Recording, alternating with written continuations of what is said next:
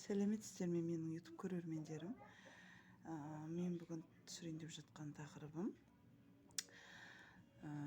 сүйіктімнің маған деген сезімі бар ма? Көрейік.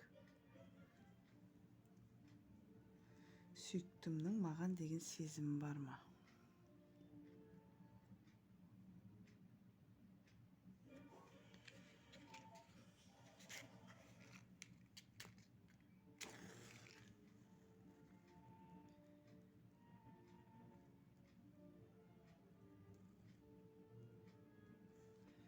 Сүйіктімнің маған деген сезімі бар ма?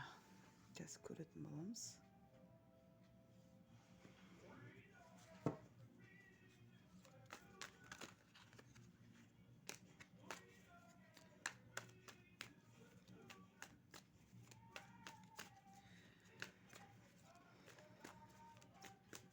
Сүйіктімнің маған деген сезімі бар ма? Сүйіктілеріңізді естеріңізге түсіріп, есімдерін атап отырсаңыздар болады. Бұл общий расклад, общий болғандықтан бұл жерде біреуіне сәйкес келеді, біреуіне келмейді деген сияқты. Егер де жеке аштырам десеңіздер, WhatsApp номерімді жазып қалдырамын, хабарласыңыздар. Мен сіздерді күтемін. Енді осы таро жорамал картасын үйренем дейтін қыз-келіншектер болса, онда әрдайым үйретуге дайынмын, басынан аяғына шейін үйрететін боламын. Негізі карталар бір-біріне ұқсайды, бірақ суреттері ұқсайды, бірақ мағыналары қалай түседі, солай мысалы екі карта түссе, екеуінің мағынасы, яғни екеуінің бір-біріне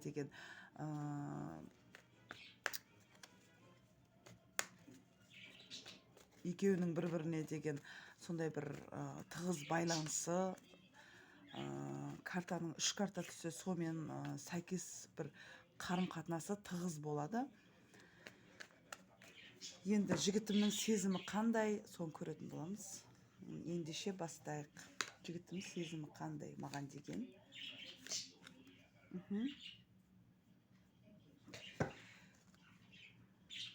Көрейік. Енді яғни жігітіңізге қанағаттанбайсыз, жігіттің сезімі бар. Бұл жерде жігіт бір сізге қол жетпейтін бір жұлдыз сияқты болып көрінесіз, звезды шықты, яғни бұл жерде сезімі бар деген сөз, яғни сізді ойлайды, сізге бір қолы жетпейтіндей болып тұр қазіргі таңда. Бұл жерде жігітіңізге деген бір қанағаттанбау деген сияқты болып тұр. Паж жезлов. Яғни бұл жерде жігітіңіз, екеулеріңіздің араларыңызда бір суықтық бар.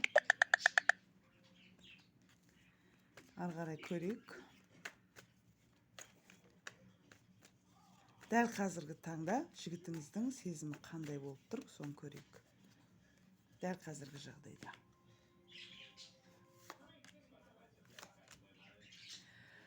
Дәл қазіргі жағдайда картамыз теріс түсті.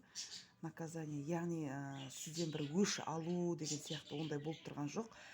Тек қана жаңағыдай сізге бір жалғыз өзіңізге ғана бет бұрып тұр десем болады жігіт. Бұл жерде семерка жезлов, яғни күту. Жігітіңіз алдағы таңда еш нәрсе жасағысы келмейді, бірақ қандай да бір күш оны тоқтатады, бірақ сізге қол жетпейтінін де біледі. Сіз жігітіңізге деген бір, жаңа айтып кеткендей, мына картамен сәйкес түсіп тұр, қанағаттанбау. Яғни өзіңізді алыс ұстап тұрсыз, жігітке сенімсіздік білдіріп тұрсыз негізі.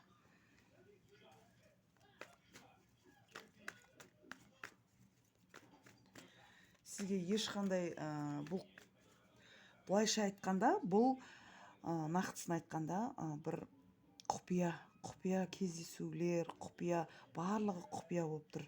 Бірақ сізден бір өш алу мақсатында жасалып тұрған жоқ. Өш алу мақсатында жасап тұрған жоқ бұл негізі. Сіз өзіңіз жігітті кері итеріп жатырсыз десем де болады. Өйткені сенімсіздік болып тұр сізде.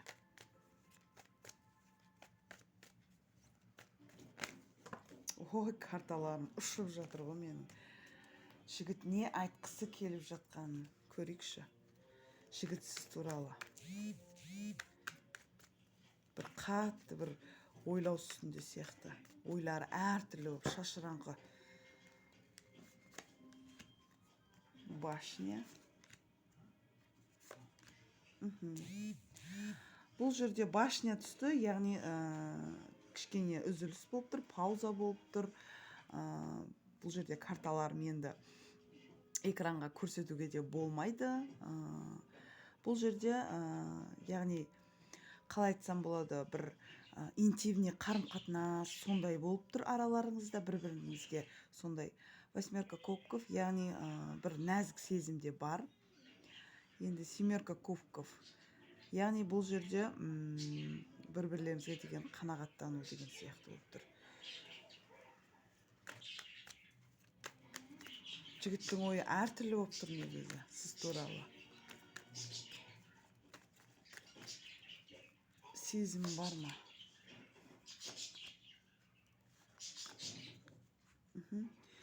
Сезімі бар ма дегенге келетін болсақ, бұл жерде шестерка жезлов түсіп тұр, яғни сіз қатты күтесіз жігітті.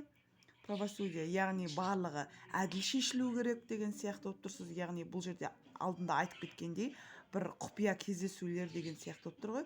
Сіз сенімсіздік туғызғанмен бұл жерде бір-бірлеріңізде қалай айтсам болады, бір-бірлеріңізден бір жаңағыдай не болады ғой. Яғни ақсын жібермеу деген сияқты ше. Мысалы жігіттен бір нәрсе қалайсыз ба, тілейсіз ба, сондай сияқты болып тұр. Яғни әділ болу керек деген сияқты болып тұрсыз да. Бұл жерде мен мынаны жасап қойдым, ол мынандай жасап қойды, ол былай айтып қойды, ол өткенде маған не айтты деген сияқты сондай бір яғни тараз ұстап тұрсыз да, сондай шешім, яғни екі ойлы болып тұрсыз. Мир шықты бұл жерде, яғни жігіт сізден кетар емес, сезімі бар десем де болады, бірақ сіз өзіңіз сенбей тұрсыз да жігітке.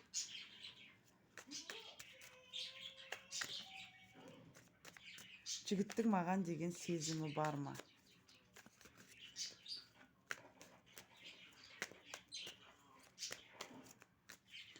Жігіттің маған деген сезімі бар ма?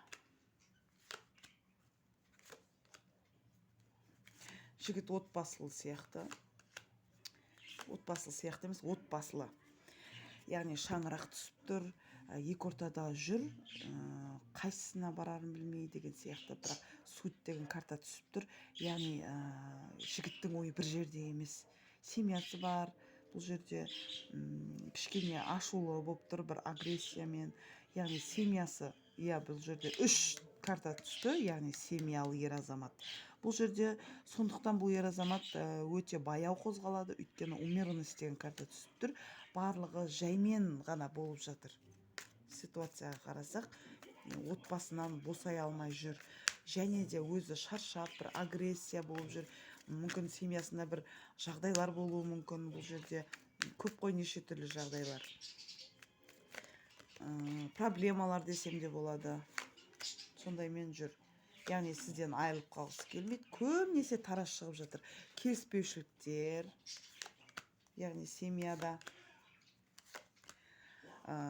Енді айтатын болсам, бұл жерде кездесу бар. Өйткені бұл жерде телефонмен сөйлесу и кездесу.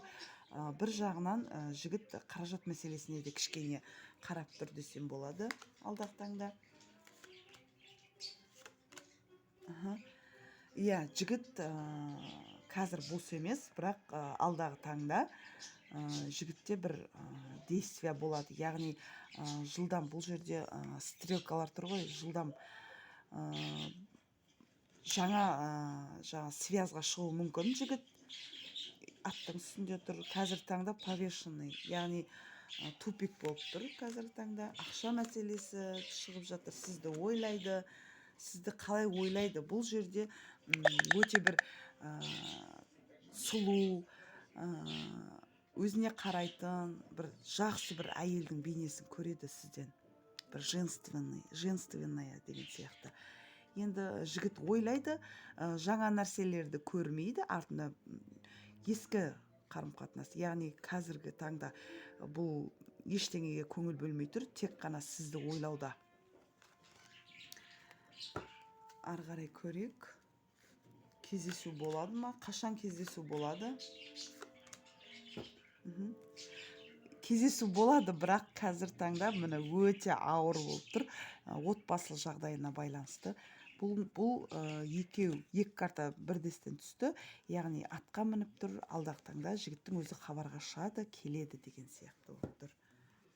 Осымен менің раскладым аяқталды. Егер де сіздердің ойларыңызда қандай да бір сұрақтар болса, мен жауабын әрдайым беруге дайынмын.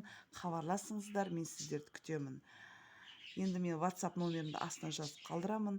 Егер де жігітіме, өзімнің сүйіктіме ысытпа жасатқым келеді дейтін болсаңыздар, онда мен көмектесуге дайынмын. Хабарласып тұрыңыздар, хат жазып тұрыңыздар, комментария жазып тұрыңыздар. Мен сіздерді күтемін. Комментарияларыңызды әрдайым оқимын. Енді бұл общий расклад. Бәріне сәйкес келе бермейді, бірақ сәйкес келген адамдарға осы сіздің раскладыңыз деп айтқым келеді. Сау болыңыздар.